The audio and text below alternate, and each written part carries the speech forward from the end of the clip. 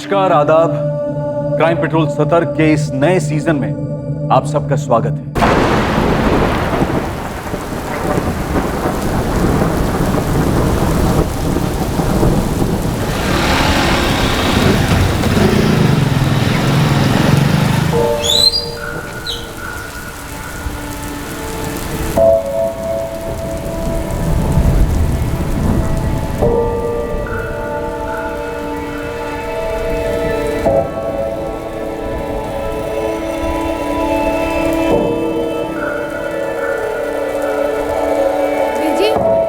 आराम कर लो, मैंने सुखा देना ये कपड़े। बीजी, क्या हुआ बीजी? कहाँ खो गए आप? वो महेश मुझे फिर से दिखा, बाइक पे आया जैसे हमेशा आता था। बीजी, कोई नहीं है वहाँ। वो महेश मुझसे कुछ कहना चाहता है। बीजी, महेश भैया अब नहीं रहे। अब क्यों अपने आप को इतनी तकलीफ दे रहे हो? बीजी, आप एक काम करो ना, बड़े दिन हो गए आपके हाथ की चाय नहीं पी। गर्मा गर्म चाय और पकौड़े हो जाते, मज़ा आ जाता।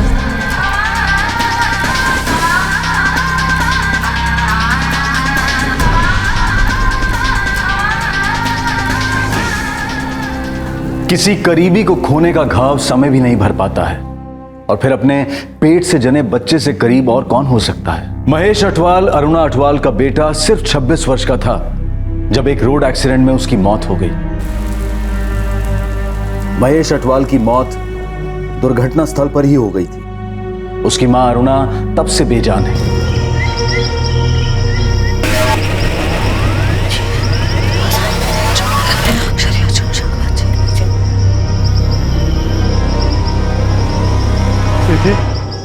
PG,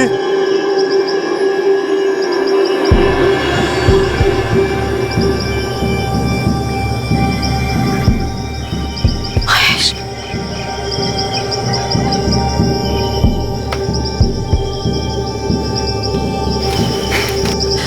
Mahesh, Mahesh, PG.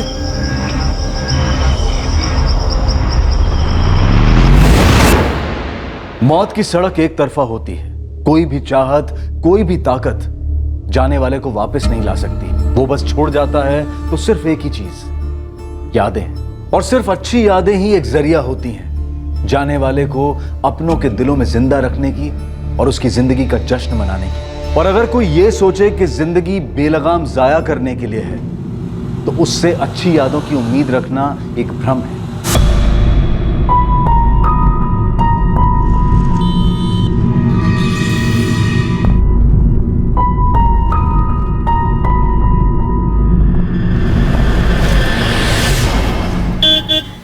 Mummy, निकल रहा हूँ, बाय। बताया नहीं, कहाँ जा रहा है मनदीप? काम से जा रहा हूँ सुखदेव के साथ। सत श्री अकाल आंटी जी। सत श्री अकाल। कब तक लौटेगा पुत्र? मम्मी, सुबह तक आ जाऊंगा, तो आप सो जाइएगा, इंतजार मत करना।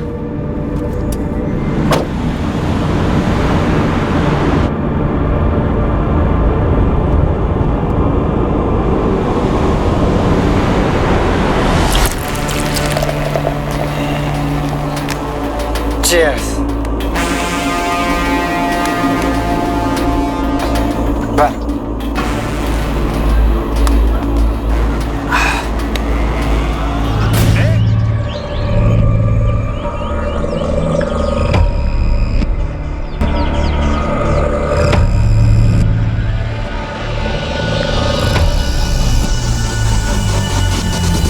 जनाब, जनाब, किशोर बन्ना, ये इनकी ही खेत है। किशोर जी कौन है? राव जी, ये देखो मेरे नए जूते, एकदम विलायत वाले, कनाडा वाले। सुखदेव पुत्र, तेरा बचपन तो पीछे छूट गया, लेकिन तूने बचपना नहीं छोड़ा अभी तक। अरे काम का पहाड़ पड़ा है यहाँ, खेतों में आकर हाथ बटाया कर। राव जी फिर से भाषण देने लगे। मैं यहाँ खून पसीना बहाने के लिए पैदा नहीं हुआ हूँ, मैं कुछ बड़ा करने के लिए पैदा हूँ। बड़ा बनने के लिए छोटे से शुरुआत करनी पड़ती है। वैसे भी तूने बहुत देर कर दी है, 29 का होने वाला है। कुछ तो अपनी बीजी का ख्याल कर, सालों से उसके चेहरे पे हंसी नहीं देखी है। आप ना पूरा मूड की ये तो सुखदेव लगता है, मेरा भतीजा सुखदेव बन्ना। आपका भतीजा? सर, वहाँ पास की झाड़ी में ये मोबाइल मिला। शायद गाड़ी के टायर की 2 मार्किंग्स हैं। ऐसा लग रहा है शायद कोई गाड़ी खेत में आई और फिर यहाँ से वापस रोड की तरफ चली गई। और सर इस तरफ ये देखिए सर, यहाँ शराब की बोतलों के साथ साथ 1 से ज़्यादा ग्लास, लगता है 1 से ज़्यादा लोग होंगे। किशोर जी, आपका भतीजा सुखदेव यहाँ किसके साथ शराब पीने आया हो? सर मुझे कोई खबर नहीं है। The number you have called is currently switched off. Please try again later. Thank you. देखना गुरविंदर, मनदीप ने फिर से फोन बंद कर रखा है। बोला था सुबह तक आ जाएगा। कई दिनों से यही तो चल रहा है मम्मी जी। पड़ा होगा उस सुखदेव के साथ कहीं बीप आके। सुखदेव की बीजी भी बहुत परेशान रहती है, जब भी मिलती हैं गुरुद्वारे में मुंह लटका ही रहता है उनका। कोई बात नहीं मम्मी जी, जल्दी आपकी भी यही बारी आने वाली है। वैसे एक बात बताओ मम्मी जी, आप मनदीप को कुछ कहते क्यों नहीं? हाँ, सारी गलती तो मेरी ही है ना। आने दे मनदीप को, तू ही खरी खोटी सुना लेना उसे। खरी खोटी सुनाने का कोई फायदा नहीं मम्मी जी, बस मनदीप को सुखदेव से अलग करना है। ये सुखदेव बड़ी बड़ी बातें करता है, हवा में उड़ा फिरता ही है, और अपना मनदीप उसके पीछे पीछे घूमता रहता है। क्राइम सीन से हमें शराब की 2 खाली बोतलें और 2 ग्लास भी मिले। वो जो क्राइम सीन पे मोबाइल मिला आपको, वो शायद गलती से रह गया होगा।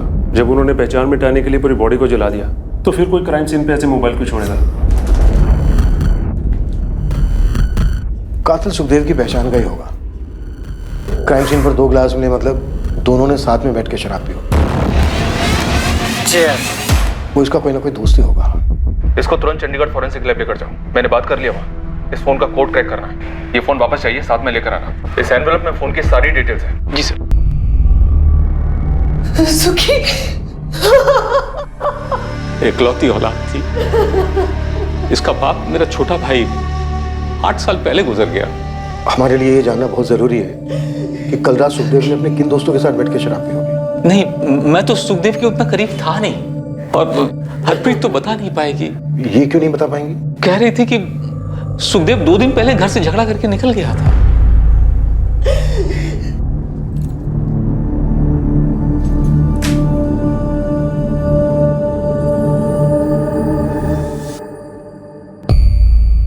क्या बात है रश्मि? वो क्या? किसी ने सुखी भैया का मर्डर कर देता। उनके ताऊजी के खेत में उनकी जली हुई लाश मिली है। हाँ, बीजी। क्या बकवास कर रहा है रोशन? गुरुपा जी, लेकिन सभी जगह यही बात हो रही है। तो मेरा मनदीप कहाँ है? वो तो सुखदेव के साथ ही गया था। पता नहीं आंटी जी, पुलिस भी यही पता कर रही है कि सुखदेव किसके साथ बैठा था पीने के लिए। सर जगदीश बग्गा, सुखदेव बन्ना का दोस्त। वो जो गाड़ी थी इसी की थी, सुखदेव लेकर के गया था। जगजीत, तुम्हारा दोस्त सुखदेव किसको लेकर गया था तुम्हारी गाड़ी? वो तो नहीं मालूम जी, लेकिन 2 दिन पहले अपने बीजी से झगड़ा करके मेरे यहाँ आया था और फिर पूरा दिन मेरे यहाँ पड़ा रहा। फिर कल शाम को बोला कि गड्डी से चाबी दो, शिमला जाना। शिमला? जी। क्यों? कुएं का मेंढक बनने से कोई राजा नहीं बनता भाई। शिमला में दुकान मिले बहुत सस्ती, मेन मार्केट, 100% प्रॉफिट। पर बिजनेस के लिए शिमला जाने की क्या जरूरत है? पता है कितने पैसे लगेंगे? कहाँ से करेगा? पैसे का जुगाड़ हो गया है, तेरे भाई की बहुत पहुंच है। तू बस यार चाबी दे। पहले बीजी से बात तो कर ले। लड़ झगड़ के निकला है, एक फोन तक नहीं किया। हाँ यार, बीजी से झगड़ना नहीं चाहता, पर क्या करूं, मजबूरी है। ऐसी भी कौन सी मजबूरी है? कुछ मजबूरी। अब बीजी से झगड़ा नहीं करना चाहिए। अकेली है, इकलौता हूं, जानता हूं मैं उनके लिए क्या मायने रखता हूं। अच्छा, तेरी हरकतों से लगता तो है नहीं। जो करने जा रहा हूँ उन्हीं के लिए करने जा रहा हूँ। खुश कर दूंगा बीजी, सब ठीक होगा। यार चाबी दे।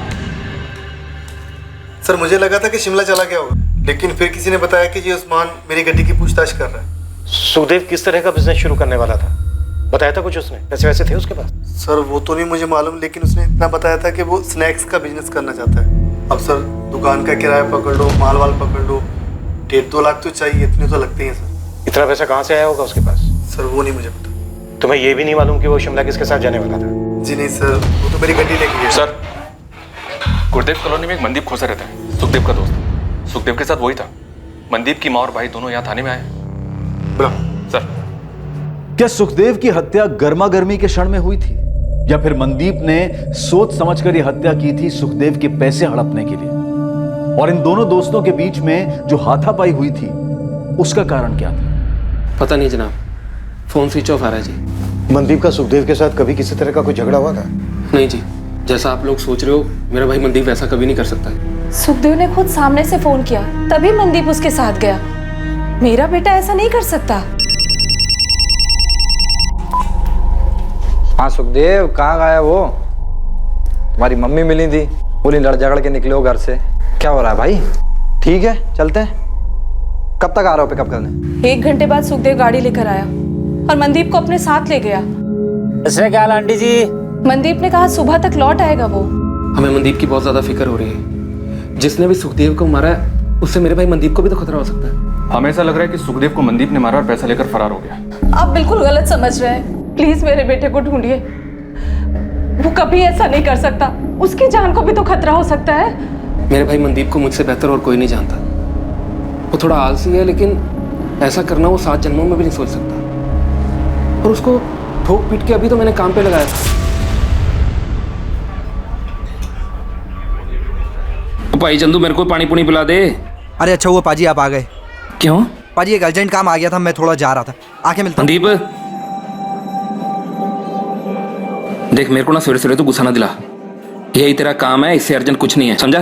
पाजी 2 मिनट। चुपचाप बैठ के गला संभाल। सब्जी मंडी जा रहा हूँ सब्जी लेने। पाजी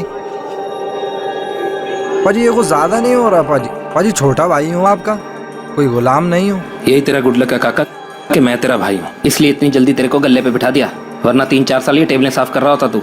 चल जा, दिल लगा काम में। बड़ी मुश्किल से मनदीप को लाइन पे लेके आया था। अभी 6 महीने पहले इसकी दोस्ती सुखदेव के साथ हो गई। जब से दोस्ती सुखदेव के साथ हुई है, मनदीप तो मनदीप का तो मतलब वही जनाब, घूमना फिरना, हर दूसरे दिन शराब पीना, काम का फिक्र नहीं और बातें बड़ी बड़ी। वो सुखदेव खुद तो कुछ काम करता नहीं था और मेरा भाई इसकी बातों में आ गया। 4-6 दफा ज्यादा पी कर घर आया, पर कभी कोई मारपीट नहीं, पैसों का कोई घपला नहीं। सुखदेव शिमला में स्नैक्स का बिजनेस करने जा रहा था। उस वक्त शायद उसके पास 1.5-2 लाख रुपए भी रहे होंगे, पर मनदीप सुखदेव को पैसों के लिए मार देगा? क्या बात कर रहे हैं आप लोग? जनाब, सुखदेव मेरे भाई मनदीप को अपने साथ ले गया, ये बात मेरी समझ में ही नहीं आ रही है। मेरे भाई मनदीप को 0 पता है बिजनेस का। मैं तो कहती हूँ मेरे मनदीप को सुखदेव ने फंसाया होगा, उसकी जान भी खतरे में होगी। आप लोग ये बात समझ क्यों नहीं रहे? जसप्रीत जी, सुखदेव का मर्डर हुआ और बेटा आपका फरार है। गुरविंदर, तुम्हारा भाई खुद सामने आए और जवाब दे, या हम उसे ढूंढ निकालें, जैसे भी हो। फिलहाल शक सबसे ज्यादा उस पर ही है।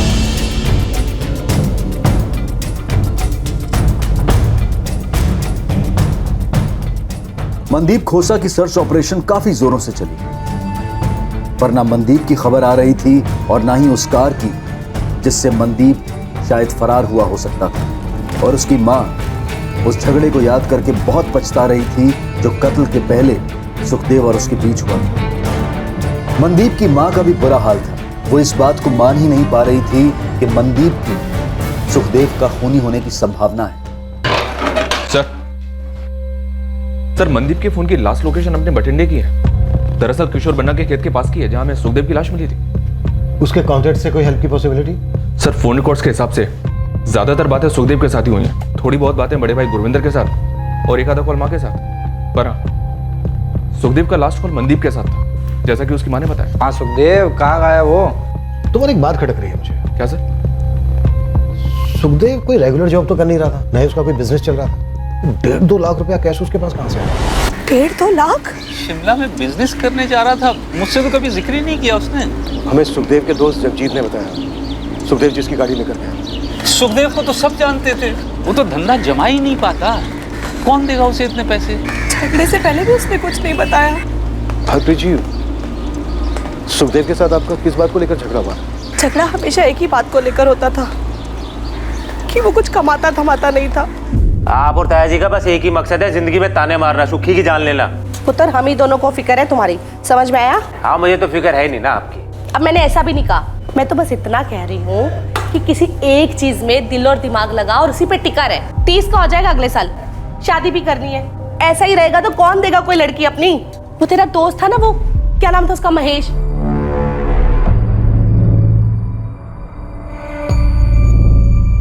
ऐसे उसने कर लिया था कुछ। महेश को बीच में मत लो बीजी। मैंने किसी को बीच में नहीं ला रही हूँ, बस तुम्हें इतना बता रही हूँ कि कुछ सीखने जैसा था उस लड़के में।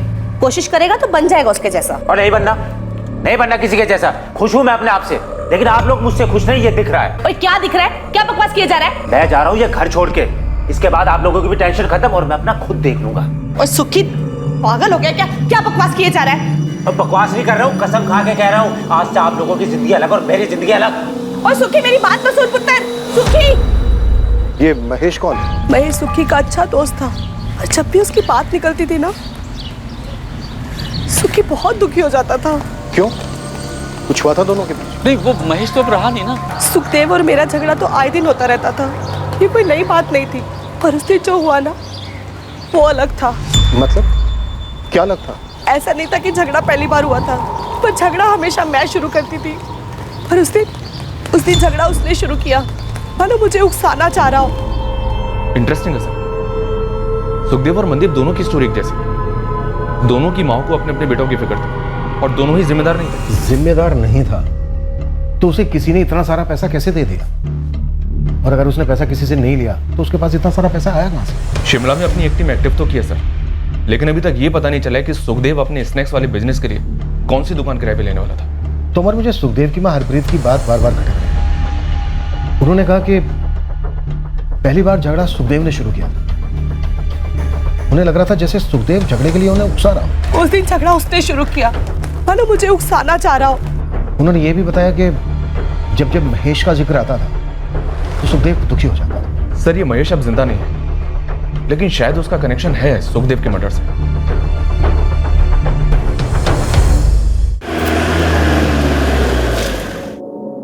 नहीं, सुखदेव ने मनदीप के बारे में मुझे कभी कुछ नहीं बताया। राजीव, आपका बेटा महेश और सुखदेव काफी अच्छे दोस्त थे, एकदम खास भाई थे। सुखी मुझे कहता, आंटी जी, महेश मेरा दूसरी माँ का बेटा है।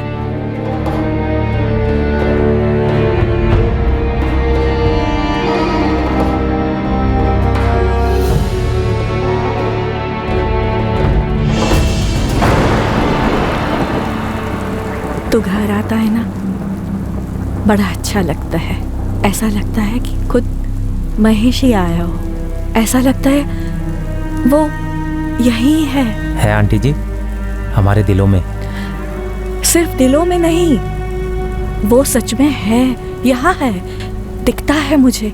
तुम मत देखिए उस तरफ। बीजी, सच बताइए, आप सुखी भैया को यहाँ पर क्यों बुलाती हैं? क्योंकि आप उनमें महेश भैया को ढूंढती हैं। सुखी भैया, आप ही समझाओ उन्हें। महेश भैया की आत्मा को शांति तभी मिलेगी जब बीजी उन्हें अपने दिल से विदा करेगी। ते वो तो बीजी ने किया ही नहीं, पता नहीं क्यों खुद को तकलीफ दे रही है। और देखो, सुखी भी गया छोड़कर। मेरा दूसरा बेटा, दोनों अपने समय से पहले ही चले गए।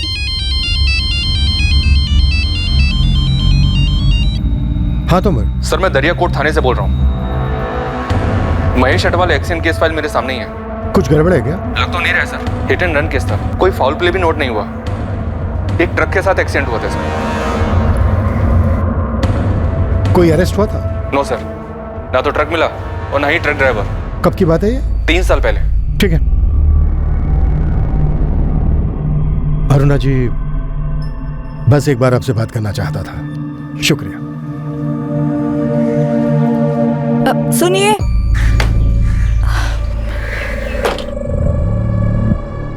जी बोलिए।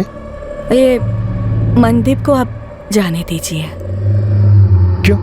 और आप ये क्यों बोल रही हैं? वो मेरा बेटा महेश, जो मुझे सपनों में आता था, फिर मुझे वो हर जगह दिखने लगा। वो बहुत बेचैन था। जी, आपने बताया उसके जाने के बाद आप काफी बेचैन रहने लगे। नहीं, मैं नहीं, वो बेचैन था। वो मुझसे कुछ कहना चाह रहा था। देखिए अरुणा जी, अब नहीं कहना चाह रहा है। अब वो मुझे दिखता भी नहीं है। मुझे ऐसा लगता है कि वो बेचैन इसलिए था क्योंकि वहां वो अकेला था ना। अब सुखी भी वहां है, उसका दोस्त, उसका भाई उसके पास है।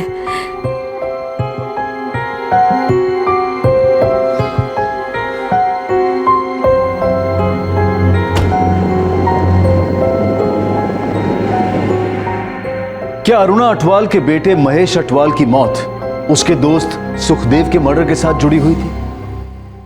अब इस केस का एक और एंगल, एक चौंका देने वाला पहलू पुलिस के सामने आने वाला था। मनदीप खोसा को लेकर एक बात थी जो ना तो मनदीप के भाई ने पुलिस को बताई थी और ना ही मनदीप की मां ने। एक अजीब जानकारी मिली है साहब। ये जो मनदीप है 3 साल पहले अगवा किया गया था। मनदीप? किसने अगवा किया था? धनई कॉलोनी में चंद्रपाल है, चंद्रपाल सेठी। मनदीप को बंदी बनाकर रखा था साहब, और जानवरों से बत्ते पिटाई की थी इसकी। फिर क्या हुआ? फिर क्या, गुरविंदर बड़ा भाई धनोई थाने गया और रपट लिखवाई और उन्होंने छुड़वाया मनदीप को। मैटर है तो काफी अजीब, पर यह मनदीप का पर्सनल मैटर था। वैसे भी 3 साल पहले मनदीप और सुखदेव की दोस्ती तो हुई नहीं थी। फिर ये सुखदेव कहां से आ गया बीच में? सर सुखदेव के पास इतने पैसे आए कहां से?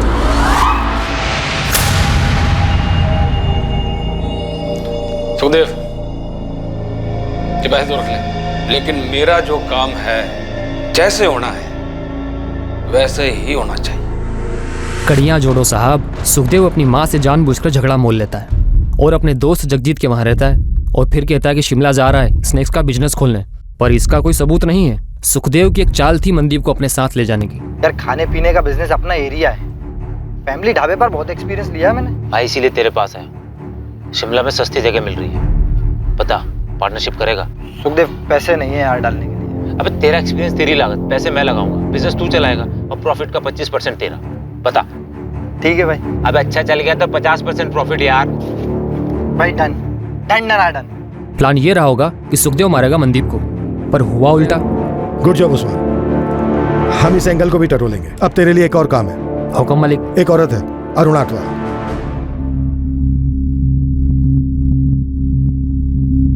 अगर वो सुखदेव मेरे मनदीप को मारने चला था और उसने अपने बचाव में सुखदेव को मार डाला, इसमें क्या गलत किया? हाँ लेकिन मम्मी जी पुलिस ये कह रही है कि अगर मनदीप ने अपने बचाव के लिए सब कुछ किया था तो सीधा उनके पास जाना चाहिए था, लेकिन मनदीप ने ऐसा नहीं किया। उससे पहले लाश को जलाया और फिर पैसे लेके फरार हो गया। नहीं, ये सब क्या हो रहा है? मुझे कुछ समझ में नहीं आ रहा। मेरी तो खुद समझ में नहीं आ रहा मम्मी जी। मनदीप ने सुखदेव के साथ दोस्ती क्यों की? सब कुछ इतना अच्छा चल रहा था, बर्बाद करके दिया लड़के। मेरा बेटा सुखदेव कैसे इस गलत रास्ते पे चला गया भाई साहब? रब जाने हरप्रीत, रब जाने बच्चों के लिए क्या सोचते हैं और क्या हो जाता है। मैंने सुखदेव को सुपारी दी मनदीप को मारने की, ये कह रहे हैं आप? हुआ तो यही था। अब तुम बताओ कहाँ हुआ, कैसे हुआ, कब हुआ? नहीं जनाब, आप तो अंतर्यामी हैं। आप ही बता दीजिए कि मैं इस छछुंदर से मनदीप को मारने की सुपारी क्यों देता? उसने पैसे हड़पे थे तुम्हारे 75,000। उसके भाई ने पुलिस कंप्लेन की थी तुम्हारे खिलाफ। चाय पानी वकील का खर्चा 50,000। आगे बोलिए। तुम बोलो गड़बड़ कहाँ हुई? सुखदेव को कैसे मारा? मनदीप कहाँ है इस वक्त? पहली बात तो ये है कि मैं अपनी पूरी जिंदगी में किसी सुखदेव नाम के आदमी को कभी मिला ही नहीं, और दूसरी बात इस मनदीप की वजह से मेरा 50 जमा 75 पूरे 1.25 लाख का काटा हुआ। जरा हमारी 7 पुश्तें ना यही काम करती आ रही हैं, मतलब लोगों को पैसा उधार देना। वैसे तो ये 1.25 लाख रुपए मेरे हाथ की महल है, पर जनाब अगर मैं ये छोटी छोटी रकमों के लिए लोगों की सुपारी देता फिरूं तो एक दिन मेरी औकात सुपारी बेचने की भी नहीं रहेगी। तुम कह रहे हो 1.25 लाख रुपया तुम्हारे लिए हाथों का महल है। मनदीप ने तो सिर्फ 75,000 रुपए लिए थे तुमसे, फिर तुमने उसको अगवा क्यों किया? इतनी पिटाई क्यों की उसकी? आप और आपके बंदे इस बंद कमरे में छोटे छोटे लोगों को कूट डालते हो। जरूरी होता है ना सच बताना दिल से? जरूरी होता है, पर दिल की पड़ास निकल जाती है। हमारे धंधे में भी कुछ ऐसा ही है। 6 महीने का साल हुआ समझ में आता है, साल के 2 साल हुए तो भी समझ में आता है, लेकिन मेरे पैसे को सट्टा बाजार में उड़ाओ और मेरा ही फोन ना उठाओ, और ऊपर से आपका पाई मुझे अकड़ दिखाए। जनाब हम बड़े दिल वाले हैं, छोटी अकल वाले नहीं। हमारे धंधे में अगर आज एक को जाने देंगे तो दूसरा ये समझेगा पे ये तो बेवकूफ है, पैसे लो वापस मत करो। बस सबक सिखाना था मनदीप को, उठा लिया। अब आप बोलिए आप कूटेंगे अपनी आदत के हिसाब से या मैं जाऊं अपने काम धंधे पे? छोड़ नहीं रहा हूं तुम्हें, लेकिन फिलहाल जा सकते हो। और इतनी बात याद रखना, जब तक मनदीप नहीं मिल जाता है ना, हमारी नजर रहेगी तुम पर। इस मर्डर केस से मेरा कुछ लेना देना नहीं। आप तक के में अपना टाइम खराब कर रहे हैं। हाँ, अगर आपको जरा सा भी शक है इस मनदीप पर कि वो किसी को मार सकता है और पैसे लेके भाग सकता है, तो आप अपने शक को पकड़ के रखिए, क्योंकि वो ऐसा कर सकता है। किसी काम का नहीं है वो, आवारा, एकदम आवारा। रसरेगा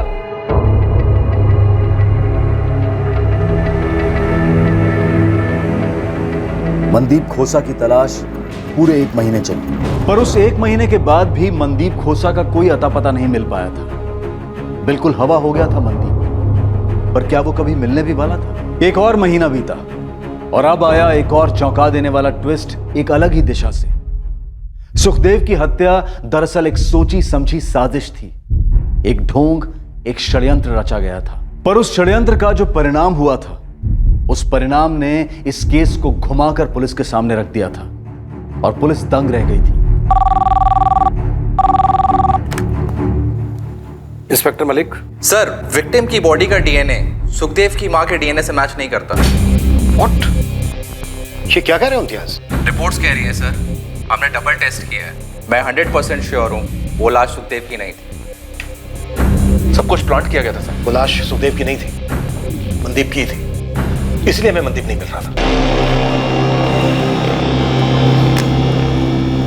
चीयर्स। यार सुक्के, बहुत ज्यादा हुई यार, तू भी आउट लग रहा है मुझे भाई। ऐसे में तू गाड़ी चला के शिमला तक ले जाएगा, पता नहीं कहाँ पहुंचेंगे।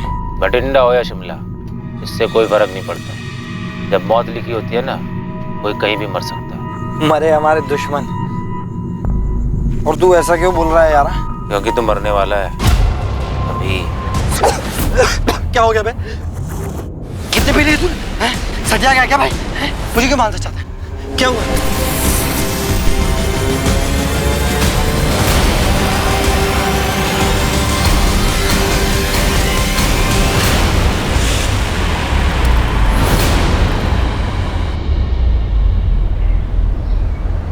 जसप्रीत जी, गुरविंदर, आप दोनों को हमारे साथ चलना होगा। आप दोनों के डीएनए सैंपल्स लेने होंगे। क्यों जनाब? जो लाश हमें खेत में मिली, हमें लगता है वो सुखदेव की नहीं है।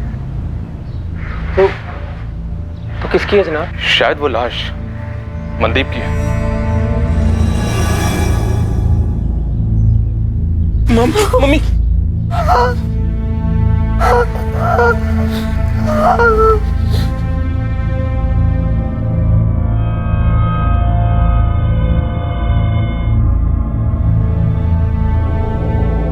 वो लाश आपके बेटे सुखदेव की नहीं थी, बल्कि उसके दोस्त मनदीप खोसा की थी। उस रात सुखदेव ने मनदीप के साथ वहां शराब पी, उसका मर्डर किया, फिर उसकी लाश को जला दिया। सुखदेव का अपना मोबाइल फोन वहां छोड़ना, अपने जूते लाश को पहनाना, ये सब उसने इसलिए किया ताकि वो ये सिद्ध कर सके कि मर्डर उसी का हुआ है। सुखदेव कहाँ है? छुपा हुआ है, अभी ढूंढ रहे हैं उसको। सुखदेव ऐसा करेगा क्यों? दोनों दोस्त थे, वो मनदीप को मार क्यों डालेगा? ये तो सुखदेव ही बता सकता है जब भी वो मिलेगा। और चलते हम उसको ढूंढेंगे।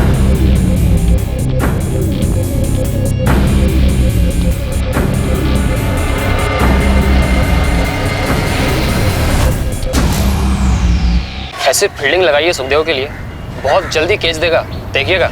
और कुछ? जी, अरुणा अटवाल। क्या स्टोरी है सर? वैसे तो कुछ खास नहीं, पर हाँ, ये औरत झाड़ फूक तंत्र मंत्र करती है, खासकर बेटा महेश के जाने के बाद, जो सुक्खे का खास था। मुझे लगता है इस अरुणा अटवाल को पता होगा सुखदेव का। सुखदेव को बेटा मानती है। मेरी टीम में ऐसा अभी तक किसी ने कहा नहीं, पर मैं कहता हूँ और खोदने को। अरुणा अटवाल की एक बात मुझे बड़ी बेचैन कर गई। ये मनदीप को आप जाने दीजिए। अजीब है उसका ये कहना, मानो मुझसे कह रही हो कि मैं इस केस को ड्रॉप कर दूं। कुछ तो अजीब है इस औरत में।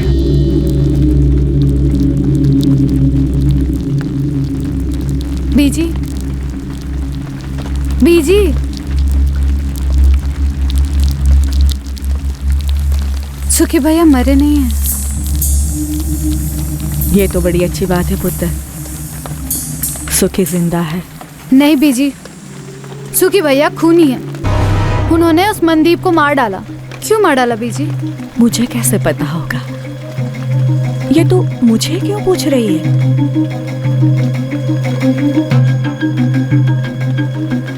बीजी, महेश भैया का एक्सीडेंट ही था ना? कहते तो सभी लोग यही है, पर जो वो ट्रक था, उसका ड्राइवर था, उसको पुलिस आज तक पकड़ नहीं पाई है। किसी ने उसे देखा तक नहीं। फिर भी लोग यही कहते हैं कि सिर्फ एक एक्सीडेंट था। पूरी जिंदगी पड़ी थी उसकी, एक ही झटके में खत्म, सब खत्म। लेकिन बीजी, सुखदेव भैया ने मनदीप को क्यों मार डाला? आपकी तो इतनी बातें होती है सुखदेव भैया से, कुछ तो बोला होगा।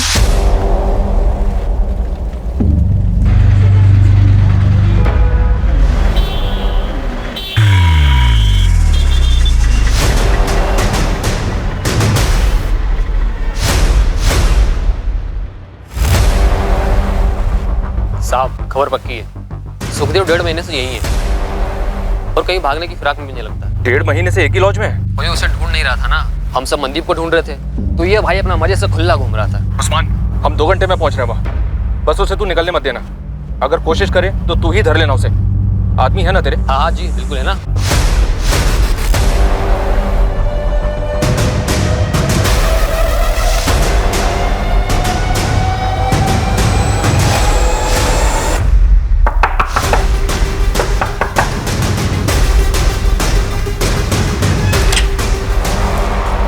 सुखदेव बन्ना जी, मनदीप खोसा को क्यों मारा तूने? शिमला का प्लान बनाना, मनदीप को बहला फुसलाकर अपने झूठे प्लान में शामिल करना, जानबूझ के अपनी माँ से झगड़ा करके घर छोड़ना, ये सब ढोंग तूने इसलिए रचा ना ताकि मनदीप को मार के अपने आप को मरा हुआ साबित कर सके। सही कह रहा हूं ना? देख सुखदेव, तू अब पकड़ा गया है, बेहतर यही है कि सब कुछ सच सच बता दे। क्यों मारा मनदीप को? महेश क्यों मारा? मनदीप के मर्डर और महेश की मौत में कोई कनेक्शन है? दोनों जानते थे एक दूसरे को?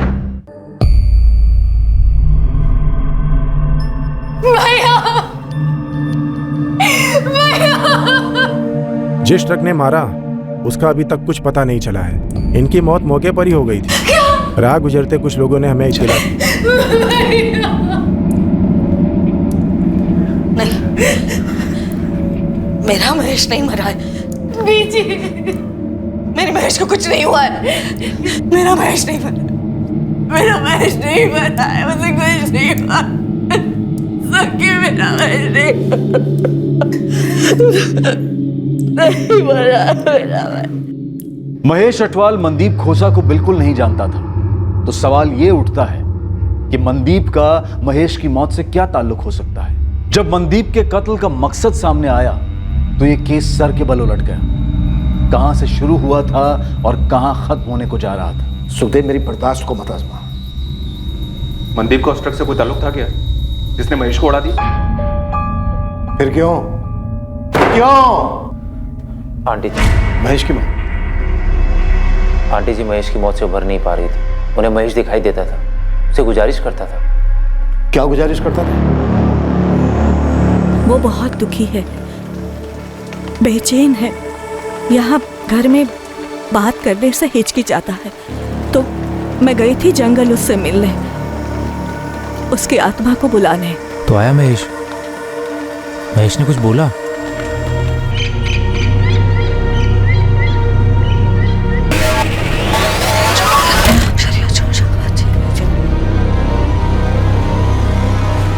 जी, जी।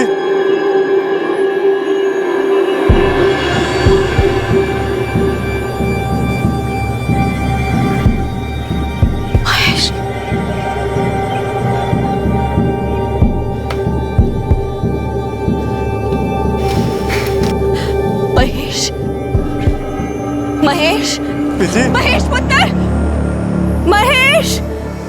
घर में घूमता है ना तब ठीक लगता है, पर जब वहां जंगल में मैं खास पूजा करती हूँ ना तब उसका असली रूप सामने आता है। सर से खून, कितना खून। बोलता क्या है? कुछ नहीं बोलता, पर मुझे पता है, मुझे साफ दिखता है कि वो बहुत बेचैन है। उसे जाना नहीं था, उसका वक्त नहीं था। मेरे महेश की आत्मा भटक रही है मेरे महेश की आत्मा। क्या कर सकते हैं महेश की आत्मा की शांति के लिए? मैंने ना ये बाबा, फकीर और तांत्रिकों से खास पूजा सीखी है। बहुत मुश्किल होता है एक भटकती हुई आत्मा को मुक्ति दिलाना। कितना मुश्किल? आप मुझे बताइए, मैं सब कुछ करूंगा। मैं लेके आऊंगा जो भी चाहिए। एक आत्मा की कीमत है दूसरी आत्मा। दूसरी आत्मा? बलि, इंसान की बलि। हम इस दुनिया से एक आत्मा को छोड़ेंगे और वहां मेरे महेश की आत्मा इस दुनिया को छोड़ेगी और उसे मुक्ति मिल जाएगी। अपने भाई, अपने दोस्त की आत्मा को मुक्ति नहीं दिलाएगा। लेकिन आंटी, नरबली का मतलब किसी जीते जागते आदमी की हत्या करनी होगी? करनी होगी।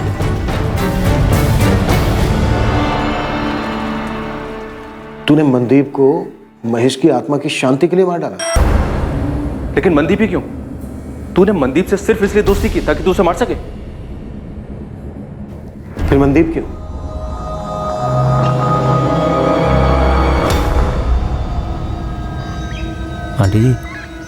आंटी जी, वो मिल गया जिसकी बलि दे सकते हैं। मेरा एक दोस्त, मनदीप नाम है उसका। अब तुम्हें ना सब कुछ सोच समझ कर करना होगा कि कैसे करोगे। मनदीप बिल्कुल सही बलि है मेरे महेश के लिए। मनदीप ही क्यों सुखदेव? आंटी जी के तंत्र मंत्र के ज्ञान के हिसाब से जिसकी बलि दी जाए उसका नाम माँ से शुरू होना चाहिए था। कोई और अक्षर बिल्कुल नहीं चलेगा। जिसकी भी हम बलि देंगे ना, उसका नाम म से शुरू होना बहुत जरूरी है, जैसे मेरे महेश का नाम है, वरना बलि बेकार हो जाएगी। बहुत सोचा मैंने, जो ख्याल आया अपना मनदीप तो माँ से है। तूने मनदीप को महेश की आत्मा की शांति के लिए मारा और मनदीप को सिर्फ उसके नाम की वजह से चुना।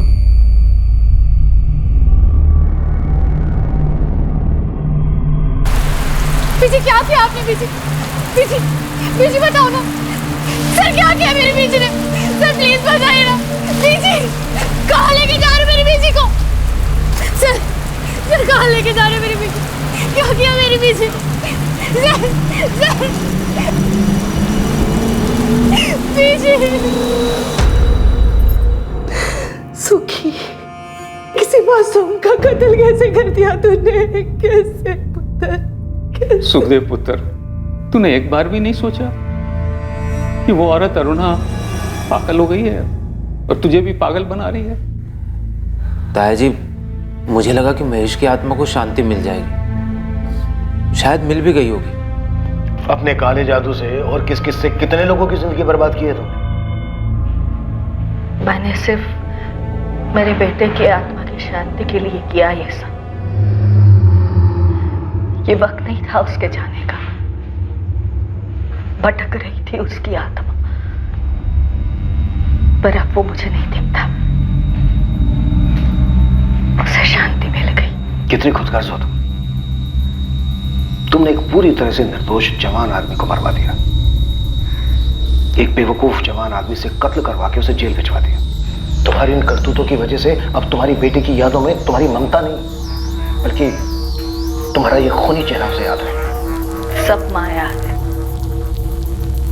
मुक्ति ही एकमात्र सच है जो मेरे महेश को मिल गई। तुम्हारे बेटे महेश के साथ जो हुआ वो तुम्हारे पूरे परिवार की बदनसीबी थी, पर मनदीप के परिवार पर जो गुजरी, उस पर जो गुजरी, वो एक संगीन जुर्म है जो तुमने किया है। तुम्हारा बेटा तुम्हें दिखता था या नहीं, उसकी आत्मा को शांति मिली या नहीं, पता नहीं, पर तुमने जो ये जुर्म किया ना, इस जुर्म का अंजाम अब तुम्हें कभी शांति नहीं मिलने देगा।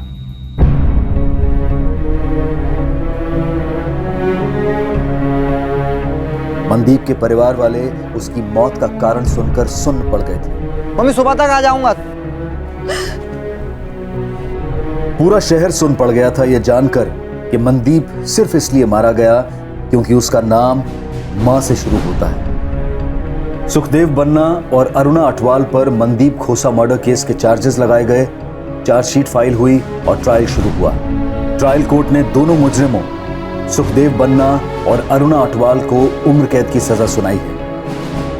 किसी की जान लेकर किसी भी इंसान को शांति नहीं मिल सकती, फिर भले ही वो इंसान जिंदा हो या मर चुका हो। इस केस में जो हुआ वो सिर्फ एक औरत का भ्रम नहीं था, बल्कि एक आदमी की बेवकूफी भी थी। किसी करीबी इंसान की मौत से कोई भले कितने ही दुख में क्यों ना डूबा हो, काला जादू उसे कभी बाहर नहीं ला सकता। किसी की आत्मा को हाजिर करना, उनसे बातचीत करना, ये सारी बातें सिर्फ एक दिमागी फितूर है, एक कल्पना है, हकीकत में कभी नहीं होती। और अगर कोई ये दावा करता है कि वो जादू टोने से ऐसा कर सकता है तो उसे तुरंत गिरफ्तार करवाएं। वो सरासर फ्रॉड है। एक से एक लोग आते हैं ये दावा करते हुए कि किसी की मानसिक या आर्थिक समस्या का हल काला जादू है। ऐसे लोगों से दूरी बनाएं। देखते हैं हमारे आज के एपिसोड की दूसरी कहानी।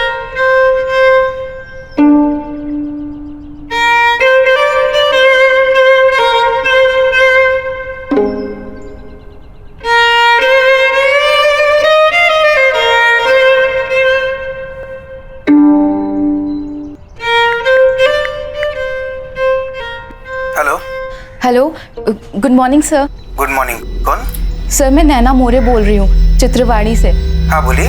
मैंने वो न्यूज़पेपर में आपका ऐड देखा रिसेप्शनिस्ट की जॉब के लिए। सर मुझे लगता है कि मैं इस पोस्ट के लिए परफेक्ट रहूँगी।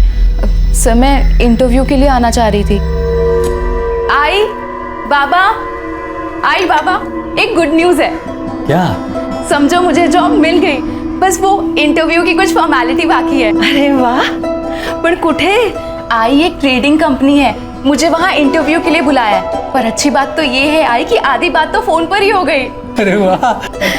हाँ बाबा, और आपको पता है मेरी इंग्लिश ने अच्छा इंप्रेशन जमाया और मुझे वहाँ पे ये बोला गया है कि अभी 10,000 रुपए महीने से शुरुआत करेंगे और अगर आगे काम अच्छा रहा तो सैलरी और बढ़ा देंगे। अरे वाह, ये तो और भी अच्छी बात है बेटा। चला देवच पावला। चल चल पापा के सामने माथा टेक ले और उनको धन्यवाद बोल। मंदार भाऊ, दरवाजा खुल गया, हो गई आपकी बेल, आ जाइए।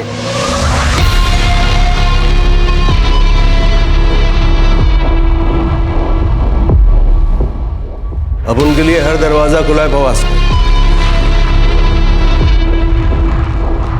चलता हूँ, फिर मिलेंगे। हाँ भाऊ, मिलेंगे ना। खर्चा पानी बरोबर मिल रहा है ना? कुछ जरूरत होगा तो बोलना मेरे को। एकदम टाइम टू टाइम, और आपके होते हुए मुझे कौन ना बोलेगा। आइए ना, आइए ना।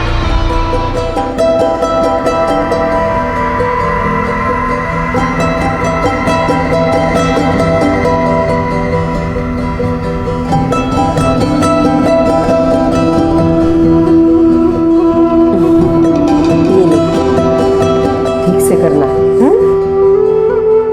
ध्यान से जाना बेटे। शाबाश। बाय बाबा। बाय आई।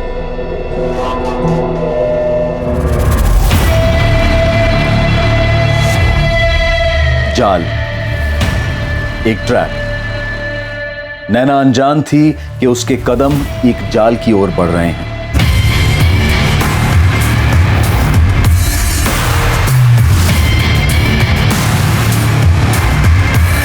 रिसेप्शनिस्ट की जॉब के लिए दिया गया एक साधारण सा विज्ञापन, उसमें ना तो कोई खतरा था और ना ही कोई शक की गुंजाइश। फिर नैना मोरे ये कैसे जान पाती कि उसके कदम खतरे की ओर बढ़ रहे हैं? वो सोच भी नहीं सकती थी कि उसके लिए वहां कोई जाल बिछा होगा।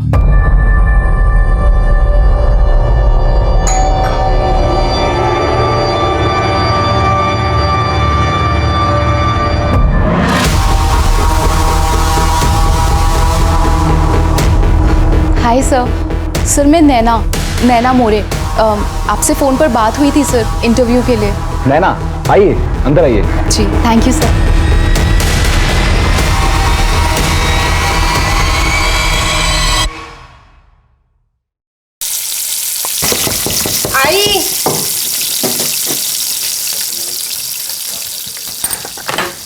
अरे हाँ, मुझे लगा नैना आई होगी।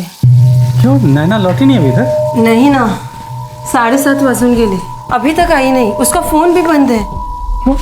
फोन क्यों बंद आ रहा है? आपण ज्या ग्राहकाला कॉल करत आहात ते सध्या बंद आहे.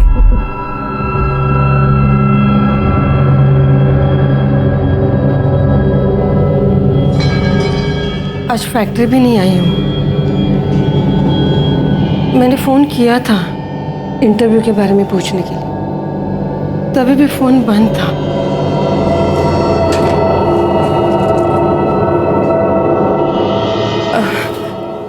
कोई ट्रेडिंग कंपनी बोल रही थी वो। Trading company? हाँ, हाँ ये है ट्रेडिंग कंपनी, यही होगा शायद। है सागर गोखले का नंबर दिया हुआ है। तो फ़ोन करके देखिए ना इस नंबर पर। आपण ज्या ग्राहकाला कॉल करत आहात ते सध्या बंद आहे. ये नंबर तो बंद आ रहा है। अरे देवा, ठीक से याद है? तुम्हें यही बताया था? नाम तो नहीं बताया था, बस बोल रहे थे ट्रेडिंग कंपनी है। नंबर तो स्विच ऑफ आ रहा है और इस न्यूज़पेपर में ट्रेडिंग कंपनी में रिसेप्शनिस्ट की कोई दूसरी ऐड भी नहीं है। आपने उसके दोस्तों से बात की? उनके साथ तो नहीं है? हाँ साहब, मैंने पूछ लिया था, पर साहब मेरी बेटी ऐसे बिना बताए कहीं नहीं जाती। रात को तो बिल्कुल नहीं। अभी तो उसके एग्ज़ाम ख़त्म हुए हैं, कॉलेज का आखिरी साल है, रिजल्ट आने वाला है अभी। जॉब के लिए पहली बार गई थी? नहीं, वो मेरे ही फैक्ट्री में पार्ट टाइम वो हिसाब किताब का काम करती है।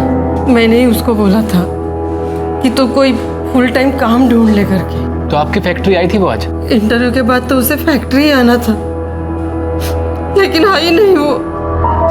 मैंने दोपहर में भी फोन किया था, लेकिन उसका फोन बंद आ रहा था। मुझे लगा वो बैटरी खत्म हो गई होगी। साहब ऐसा कभी वो करती नहीं है। हाँ, और इतनी देर रात तक तो कभी बाहर नहीं रही साहब। कुछ बताया उसने इंटरव्यू के लिए कहाँ जा रही है? नहीं, सिर्फ इतना बताया था कि उसकी बात हो गई है, उसको 10,000 पगार मिलेगी, क्योंकि उसकी अंग्रेजी अच्छी है ना, इसके लिए। आप एक काम कीजिए, नैना की एक फ़ोटो दे दीजिए, हम पेट्रोलिंग टीम को भेज देते हैं, चेक करते हैं, सुबह हम भी खोजबीन शुरू कर देंगे। सुबह? साहब हमारी बच्ची अकेली है साहब। देखिए सर, आप चिंता मत कीजिए, पेट्रोलिंग टीम रात में उसे ढूंढेगी और हो सकता है इंटरव्यू से लौटते वक्त लेट हो गई होगी, फोन बंद हो गया होगा तो अपने किसी दोस्त के घर रुक गई होगी, सुबह अपने आप ही घर लौट आए।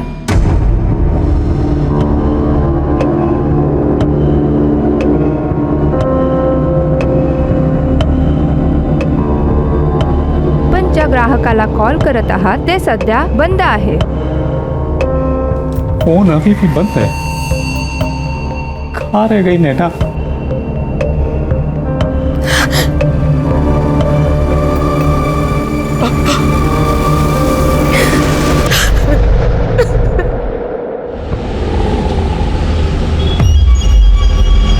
चित्रावाड़ी पीसीआर वैन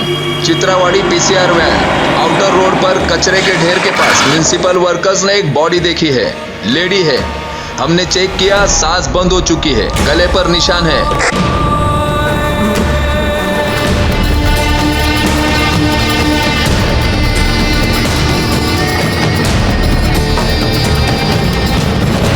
सर, कल के इस पूरे न्यूज़पेपर में रिसेप्शनिस्ट के जॉब के लिए दूसरा कोई ऐड ही नहीं है। नैना इसी जॉब के लिए गई होगी। कल गई और आज मर गई। ऐड में तो बेसिक इन्फॉर्मेशन भी नहीं है, एड्रेस तक नहीं है। जी सर, और नंबर भी स्विच ऑफ आ रहा है। एक नाम है सागर गोखले, ना कंपनी का नाम है, ना एड्रेस है, ना कुछ है। ट्रेडिंग कंपनी है।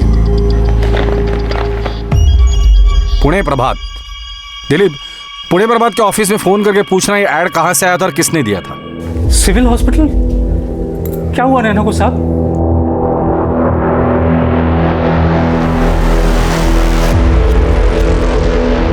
क्या बोले वो?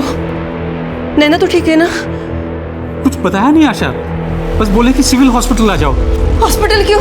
पता नहीं, वो वही जाके मालूम पड़ेगा। गैंगरेप हुआ है। गैंगरेप? एक से ज्यादा लोग शामिल थे।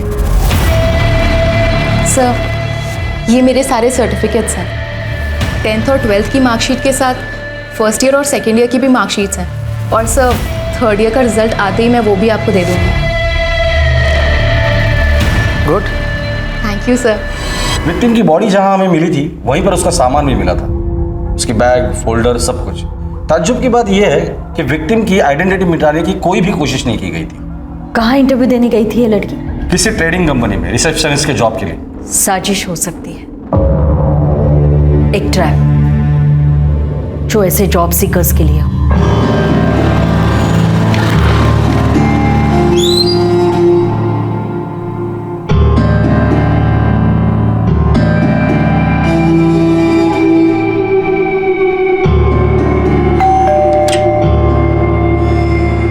मैम आपका पिज्जा।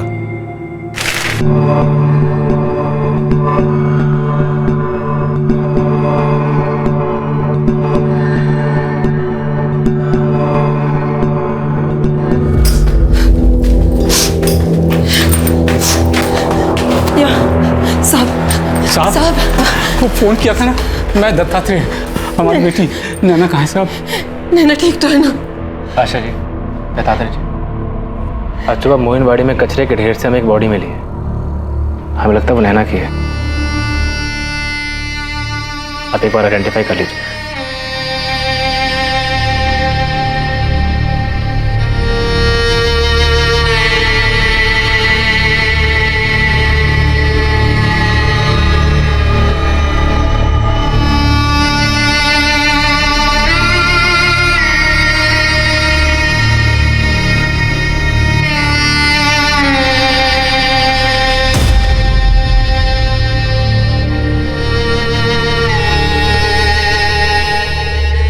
नैना के साथ जो हुआ, क्या इस हादसे का कनेक्शन उसके अतीत से था? क्या उसे जानबूझकर टारगेट किया गया था? क्या अतीत का कोई साया था जिसे नैना ने तो पीछे छोड़ दिया था, लेकिन उसने अब तक नैना का पीछा नहीं छोड़ा था? क्या ऐसा मुमकिन था कि अतीत का वो साया नैना तक नौकरी के उस विज्ञापन के जरिए पहुंचा हो? या फिर उसका ट्रैप में फंसना महज एक इत्तेफाक था और यह हादसा किसी के साथ भी हो सकता था? सर एक्चुअली मैं बीकॉम थर्ड ईयर के रिजल्ट्स का वेट कर रही थी और आज ही मैंने ये न्यूज़पेपर में ऐड देखा। And sir I am also good in English. ये तो अच्छी बात है। आप एड्रेस लिख लीजिए। इंटरव्यू कल सुबह 9:30 बजे होगा। आप में वो कॉन्फिडेंस तो है जो हम ढूंढ रहे हैं, लेकिन फिर भी इंटरव्यू देना होगा। Sure sir, sure. मैं पहुंच जाऊंगी सर। 1 जून को पुणे प्रभात में रिसेप्शनिस्ट वाला जॉब। हाँ सर, याद है मुझे। वो ऐड मैंने ही लिया था। ऐड किसने दिया था? क्लाइंट था सर एक। सर यहाँ बिल बुक में उसके एड्स के पूरे डिटेल्स है और मेरे रजिस्टर में उस आदमी के सारे डिटेल्स है। गणेश पाटकर नाम है सर उसका। 31 मई को उसने ऐड दिया था अगले दिन के लिए 4 सेंटीमीटर बाय 8 सेंटीमीटर कॉलम के लिए, और बिल हुआ था 450 रुपए का। इस गणेश पाटकर की जो भी डिटेल्स तुम्हारे पास है मुझे सब चाहिए। हाँ मिल जाएगा ना सर। यहाँ उसका नंबर भी मौजूद है और हमारे ऑफिस में सीसीटीवी भी लगा है। बिल बुक की कॉपी और सीसीटीवी फुटेज दोनों पुलिस स्टेशन भेज देना। ध्यान से देखो अतुल, सागर गोखले के नाम से होगा, प्रीपेड सिम है। जी साहब, ढूंढ रहा हूँ। मिल गया सर। सर सब कुछ सागर गोखले के नाम से।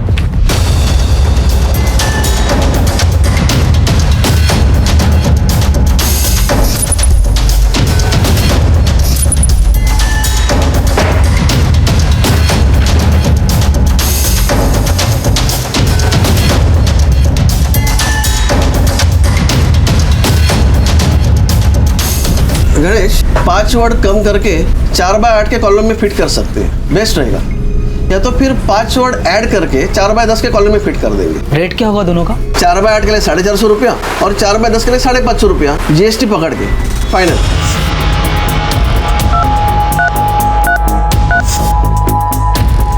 आपण ज्या ग्राहकाला कॉल करत आहात ते सध्या बंद आहे।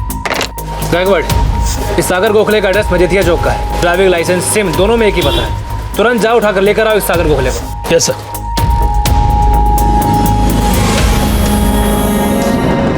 नैना मोरे, दत्तात्रेय और आशा की इकलौती औलाद थी। नैना ने अपने माँ बाप को कड़ी मेहनत करते देखा था, सिर्फ इसलिए ताकि वो नैना को अच्छी शिक्षा, अच्छा भविष्य दे सके। नैना भी अपने माँ बाप की उम्मीदों पर खरी उतरी थी। उसने ग्रेजुएशन कर लिया था और आगे भी पढ़ना चाहती थी। वो चार्टर्ड अकाउंटेंट बनना चाहती थी। उसकी प्रतिभा और लगन को देखकर आशा और दत्तात्रेय को उस पर नाज था। उनका सपना पूरा भी हो जाता अगर नैना की जिंदगी में वो काला दिन कहर बनकर ना टूटता।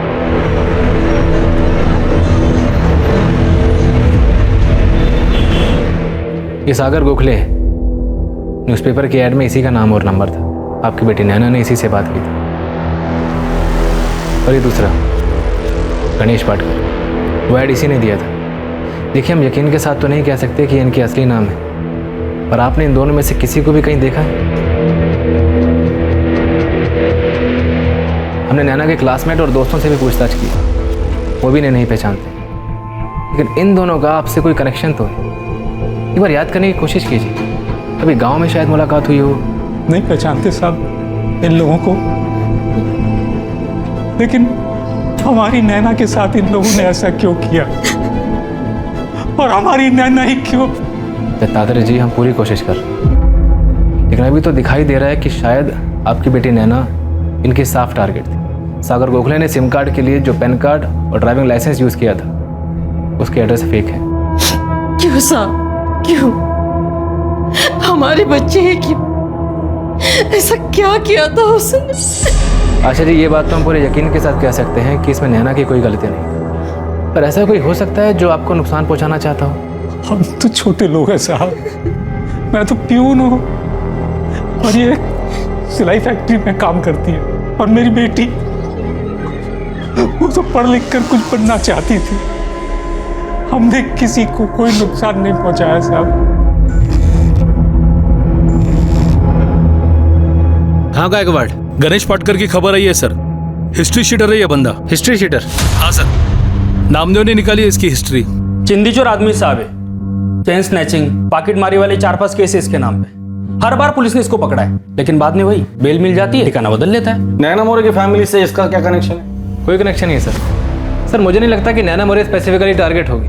क्रिमिनल माइंड है ये बंदा, सिर्फ लड़की से मतलब था। नैना मोरे नहीं तो उसकी जगह शायद कोई और लड़की होती। बराबर है साहब तुमसे। साहब, न्यूज़पेपर का ऐड था, कोई भी जरूरतमंद लड़की झांसे में आ सकती है। मतलब पक्का कोई रैकेट चला रहा है, रेप करने के लिए इस तरह लड़कियों को टारगेट करते हैं न्यूज़पेपर में ऐड देकर। लेकिन मर्डर क्यों किया? मुझे नहीं लगता साहब कि नैना पहली लड़की होगी। इन लोगों ने ऐसा कांड पहले भी किया होगा, लेकिन किसी ने कुछ कंप्लेंट नहीं किया तो सामने नहीं आया। लेकिन नैना स्ट्रांग गर्ल निकली होगी साहब। उनके सामने पुलिस का नाम लिया होगा तो डर गए होंगे, और इसलिए किस्सा ही खत्म कर दिया। सर, ये सागर गोखले, जिसका नंबर 44498125 जो ऐड में दिया गया था, 15 मई को खरीदा गया था, और 1 जून को इस पे सबसे पहला कॉल नैना का ही आया था। उसके बाद उसी शाम को उसी नंबर से 4445369296 पे कॉल किया गया था। उसके बाद से ये नंबर स्विच ऑफ है। ये 4445369296 ये किसका नंबर है? सर, नंबर अभी बंद है, कॉल रिकॉर्ड के लिए बात हो गई है। सर, पक्का कोई रैकेट है जो ये हिस्ट्री शीटर मिल के चला रहा है।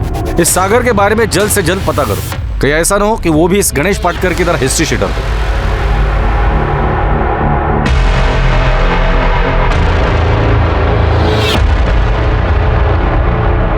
ट्रिपल 44536 ये वो दूसरा नंबर था जिस पर सागर गोखले ने 1 जून 2019 की शाम को फोन किया था, और उसी रात नैना का रेप और मर्डर हुआ। क्या यह नंबर अब इस केस को सॉल्व करने की दिशा में एक अहम कड़ी साबित होने वाला था?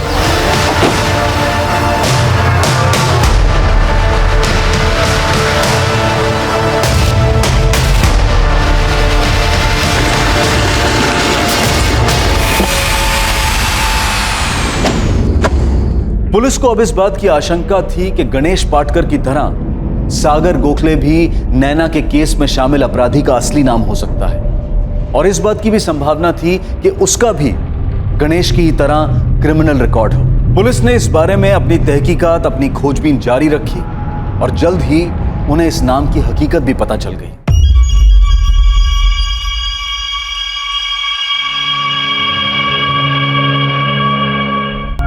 सर, ये मंदार गोखले, सिटी पुलिस ने कई बार पकड़ा है इसे। चोरी, चैन स्नैचिंग, ज्वेलरी की दुकान लूटना, ऐसे कई मामले दर्ज है इसके नाम पे। खतरनाक लुटेरा है। सागर गोखले के साथ क्या कनेक्शन है इसका? सर, मंदार सागर का बड़ा भाई है। लास्ट वीक अप्रैल में ही बेल पे बाहर निकला। सागर की हिस्ट्री क्या बोलती है? एकदम क्लीन है सर, लेकिन उसके बड़े भाई मंदार की हिस्ट्री सॉलिड है सर। बड़े भाई की हिस्ट्री में छोटा भाई अपना प्रेजेंट छुपा रहा है। पता करो ये दोनों का है, उठाकर लेकर आओ। सर, मंदार के लिए इन्फॉर्मर्स एक्टिव है, और उसके छोटे भाई सागर की टिप मिली, पिज्जा डिलीवरी का काम करता है। सर मुझे लगता है इस केस में सागर का ही सब किया धरा है।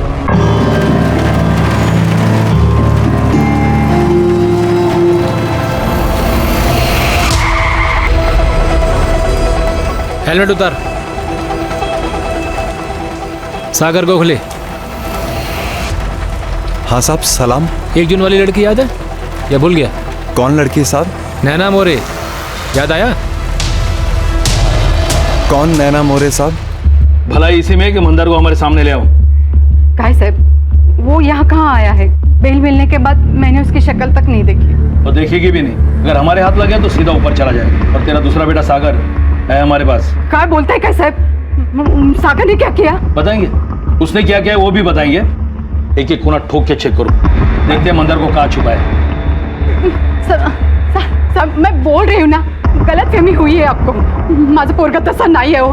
बोल साहब, मुझे क्यों मार रहे हैं साहब? मैं नहीं जानता किसी नैना मोरे को। आई शपथ साहब। मंदार की बेल सिटी पुलिस स्टेशन से हुई है ज्यादा। पता करो जेल में उसके साथ अंदर कौन कौन था और वो लोग अब कहाँ हैं। बाहर हैं तो उठा के लेके आओ। मुझे हर हाल में मंदार चाहिए ज्यादा। हो साहब। यार देख, गणेश पाटकर को बोल के तुम लोगों ने ही छपवाया था ना, जिसके इंटरव्यू के लिए इस लड़की को बुलाया था।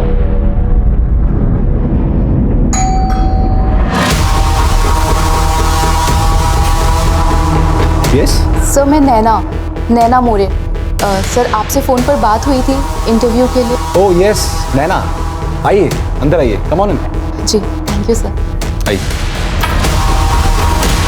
तेरे साथ दूसरा आदमी कौन था? गणेश पाटकर या तेरा बड़ा भाई मंदार? साहब कौन दूसरा आदमी? कहाँ पर? तू बता कहाँ पर? नैना का रेप और मर्डर तुम दोनों ने कहाँ किया था?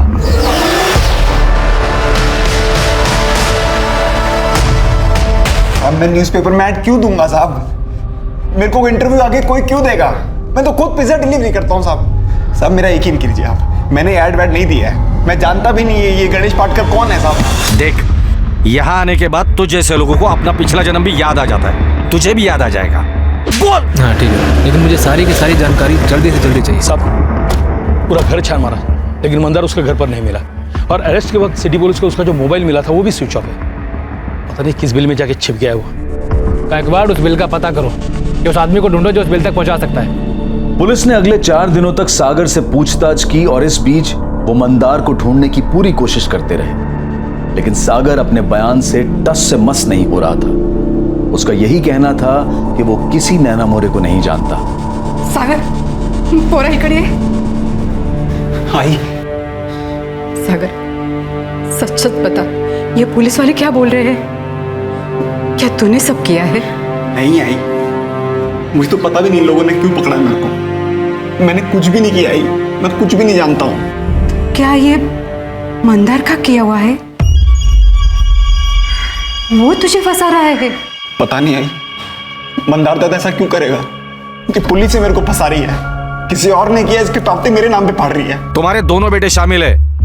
उस मासूम लड़की को फंसाया, रेप किया और मर्डर किया। और तुम कह रही हो कि हम फंसा रहे तुम्हारे बच्चों को? हमें तो शक है कि और भी कई लड़कियों के साथ उन्होंने यही किया होगा। सागर को लेकर आपको गलतफहमी हो गई साहब। सागर ऐसा कर ही नहीं सकता। मंदार के बारे में कुछ नहीं कह सकती, पर मैं कर सकते। ठीक है, मंदार को भेज दो, हम सागर को छोड़ देंगे। कुठून शोधून मी साहब त्याला?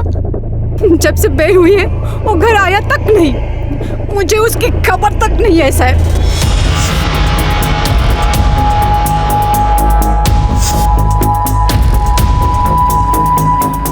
थाने क्यों ले जा रहे हो साहब? जब से बेल मिली उसके बाद हमने चोरी वोरी में हाथ नहीं डाला साहब। बात क्या है साहब? साहब देखो, हमने कोई नया कांड नहीं किया साहब। दिलेश माने, प्रताप अहिरे, तुम दोनों मंदार गोखले को तो जानते हो क्या?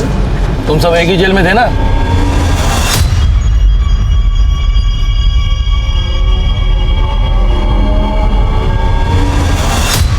हम जानते हैं तुम दोनों उसके साथ एक ही सेल में थे और 28 अप्रैल को वो तुम दोनों से पहले बेल पर बाहर निकल आया था। मंदार भाऊ, दरवाजा खुल गया, हो गया आपकी बेल, चलिए। नीलेश, प्रताप, तुम लोगों को कभी कोई तकलीफ होगा ना तो मंदार भाव को याद करने, समझा? चलता हूं। अगर मना किया तो खैर नहीं दोनों की। मना क्यों करूंगा साहब? सब जानते हम तीनों साथ में थे। लेकिन साहब 2 हफ्ते पहले उसको बेल मिल गया था और हम भी 14 मई को बाहर आए। उसके बाद कांटेक्ट नहीं हुआ साहब? साहब मैंने भी नहीं देखा उसको, अपना वास्ता तो बस जेल तक ही था। पर साहब हुआ क्या है? नैना मोरे नाम है इसका, रेप और मर्डर हुआ है। छोटा मोटा हाथ मारने वाले लोग हैं हम साहब, कहाँ लंबी केस में फंसा रहे हो साहब? लड़की का मैटर, मर्डर और रेप साहब, हम ये सब नहीं करते साहब। अभी तक तो दूर ही हो, बस इतना बता दो मंदार का ठिकाना कहाँ है? हमको नहीं मालूम साहब। हम तो उसके टच में भी नहीं थे साहब। तुम तीनों एक साथ एक ही सेल में थे, अपने अगले कांड के बारे में बताया तो जरूर होगा उसने। हमें उसके कोई काम में इंटरेस्ट नहीं था, एक नंबर का लिच्चड़ आदमी है साहब वो। रात को जेल में गंदी गंदी हरकतें करता था, ये काम उसी ने किया होगा पक्का। उसका भाई सागर, वो कैसा है? वो कर सकता है ये काम? हम नहीं जानते साहब। गणेश पाटकर, उसको तो जानते ही होगे। वो पॉकेट मार गणेश के बारे में बात कर रहे हो साहब? हाँ भाई, मिले उससे कभी? हाँ साहब, एक आध बार मिला हूँ, लेकिन धंधे के बारे में कुछ मतलब नहीं बना साहब। प्रताप और मैंने भी कभी साथ में काम नहीं किया, हम लोग भी जेल में मिले जैसे मंदार को मिला। तो चुपचाप ये बता दो कि मंदार कहाँ मिलेगा। साहब पक्का नहीं पता साहब, पर सातारा में सेटिंग लगाओ साहब, वहाँ मिल सकता है। सतारा? अभी सतारा कैसे याद आया? अभी तो बोल रहे थे कि तुम्हें पता नहीं कहाँ मिलेगा। सच में नहीं मालूम साहब, वो तो जेल में बात बात में उसने बोला था सतारा। साहब वहाँ पे भी मिलेगा कि नहीं ये नहीं पता साहब। बाहर आके मेरे को मिलो, सतारा चलने का है। सतारा में क्या अपना एक सेटिंग है, तो मेरे को उधर तो पंटर लोग चाहिए होगा, तो तुम दोनों हाँ? बाहर आके मिलने को बोला था साहब, लेकिन हम नहीं गए कभी उसको मिलने। सच बोल रहे साहब, हमारा इससे कोई लेना देना नहीं है। ठीक है, अभी तो जाने दे रहा हूँ, लेकिन पुणे से बाहर नहीं। दोनों के फ़ोन ऑन रहने चाहिए। साहब है फैजल कुरैशी, नाम भी असली है और आदमी भी। इस कांड के बाद से ही अपना फ़ोन बंद करके बैठा ही है। कौन है ये फैजल कुरैशी? साहब टैक्सी ड्राइवर है।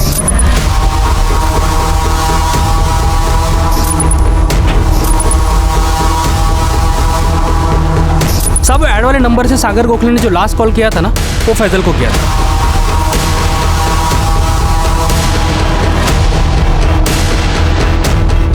तो फैजल कुरैशी मिलेगा कहाँ? साहब इस कांड के बाद अपने घर में छुपा है वो। नैना के साथ इनकी कोई दुश्मनी नहीं थी, बस ऐसे ही टारगेट किया था मजा करने के लिए। ये मंदार हाथ लग जाएगा ना, फिर इनको बताता हूँ मजा कैसे करते हैं। भाई साहब हमारी बेटी क्यों, नैना के साथ ऐसा क्यों हुआ? देखिए, नैना के साथ जो हुआ वो होना नहीं चाहिए था। हम जल्द ही आपके सारे सवालों के जवाब दे देंगे।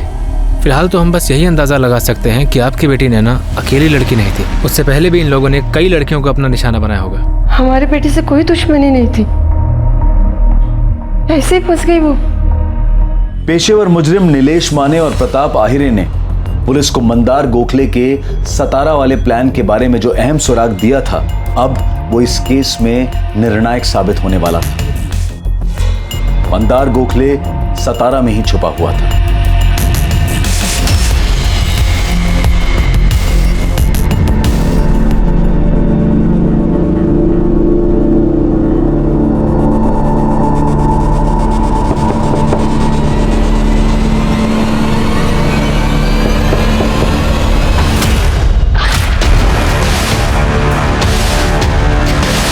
हालांकि मंदार के पुलिस की गिरफ्त में आने से पहले भी इस बात के पुख्ता सबूत थे कि नैना मोरे के केस में मंदार और उसका छोटा भाई सागर दोनों शामिल हैं।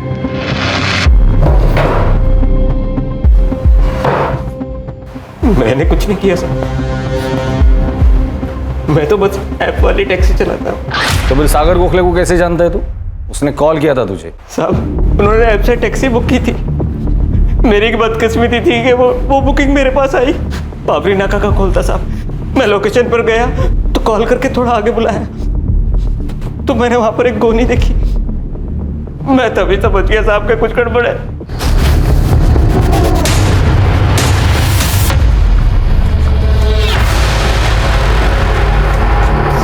मेरे घर जाकर दुआ किया कि मेरी जान बच गई। उस रात के बाद से साहब अलग से खाना तक नहीं उतरता। जब तुझे पता था कि कांड हुआ है, कांड किसने किया ये भी तुझे पता था, तो फिर बाद में पुलिस को बताना जरूरी नहीं समझा तुम्हें? डर गया था साहब, डर से कुछ समझ में ही नहीं आया, दिमाग ही काम करना बंद कर दिया था साहब। वो आदमी ये था? नहीं सर। ये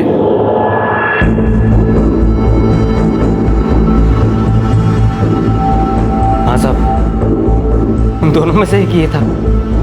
तो दूसरा यही होगा? हाँ साहब यही था। अच्छे से पहचानता उसे। ये बात अगर तूने पहले आकर हमें बताई होती तो कब का अरेस्ट करते हम इन दोनों को। सब डर गया था साहब, मैं तो वहां से भागने वाला था, लेकिन इससे चाकू लगा दिया साहब। पैंट के लिए हो गई थी साहब मेरी। चल डिसाइड कर लो, कुटाई होने के बाद सच बोलोगे या सच बोलने के बाद कुटोगे, क्योंकि सच तो तुम हर हाल में बोलोगे और कुटाई तुम्हारी हम शौक से करेंगे।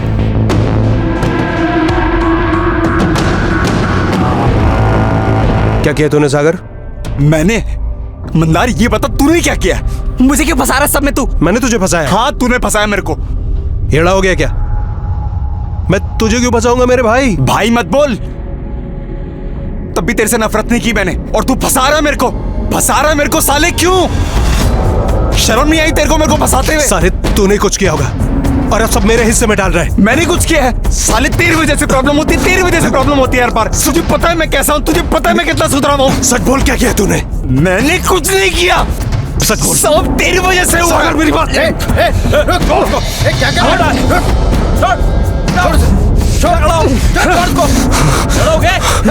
क्या कराया?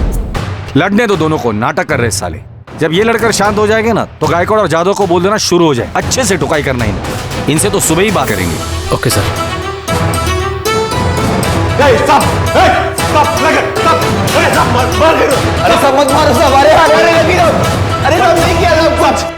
नैना मोरे के अपराधी पुलिस की गिरफ्त में थे, लेकिन उसके माँ बाप को अब भी इस बात की खबर नहीं थी कि नैना के साथ ऐसा क्यों हुआ। इन दोनों ने नैना को ही क्यों फंसाया, और आखिर उनके जाल में कोई और क्यों नहीं, बस नैना ही कैसे फंस गई। नैना सिर्फ एक जॉब इंटरव्यू के लिए गई थी, लेकिन जॉब के लिए दिया गया एक साधारण सा विज्ञापन और नैना की मौत। यहां सिर्फ एक जाल नहीं बुना गया था, बल्कि जाल के अंदर भी एक जाल बिछाया गया था जो जुर्म के मकसद से भी ज्यादा चौंका देने वाला खुलासा करने वाला था। हट, नैना मोरे को कहां बुलाया था? बोल। अपन क्या बोले साहब, आपको तो सब पता ही है। किसी झूठी जगह का नाम ले लो और आप जो बोलोगे वही सही। साले तेरी अक्कड़ है ना, किसी और पर दिखाना। याद दिखाए ना तो हड्डी पसली एक कर दूंगा। तोड़ दो साहब, हड्डी पसली सब तोड़ दो। आप जो करोगे सब सही होगा। साले तू भी तो बराबर का हिस्सेदार है, तू चुप क्यों है? कैसे हिस्सेदारी साहब? हाँ, पिछले 4 साल से अलग अलग जॉब पे अपने जूते घिस रहा है। अब उनके धंधे से इसका कोई वास्ता नहीं है। अब हो गया ना सीधा रेप और मर्डर। नहीं साहब, पिछले 8 साल से अपन इस लाइन में ही है। न जाने कितनी चोरी की, डकैती की, कितनी बार जेल गया खुद को भी याद नहीं है। रात में लोगों के घरों में घुसा हूं। उधर लेडीज लोग भी होती थी, लेकिन कभी किसी लेडीज के ऊपर अपन हाथ नहीं डाला। आई शपथ। तेरी ये कसम तेरे बेगुनाह होने का कैरेक्टर सर्टिफिकेट देती है क्या? उन्हें बोल लिया, हमने यकीन कर लिया।